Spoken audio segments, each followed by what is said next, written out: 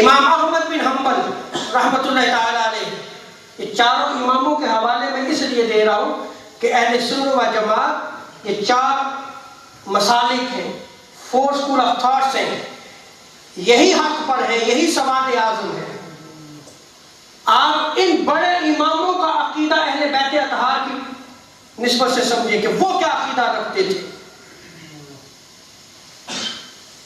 امام احمد بن حنبل رحمۃ اللہ تعالی علیہ المناقب میں اہل بیت اطہار کی فضیلت میں بہت زیادہ روایات کو نقل کیا، اور تاریخ الخلفاء میں آپ کے حوالے سے نقل کیا گیا ہے۔ امام احمد بن حنبل رحمۃ اللہ تعالی علیہ فرمایا کرتے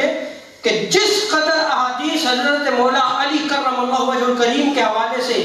نقل کی گئی ہیں، کسی اور صحابی کی شان میں اس قدر روایات نقل نہیں کی گئی۔ اور ابن حجر شافی مکی الصواعق المحرقہ میں فرماتے ہیں کہ حضرت امام احمد بن حنبل کے سامنے اگر کوئی سید زادہ آ جاتا، اللہ اکبر،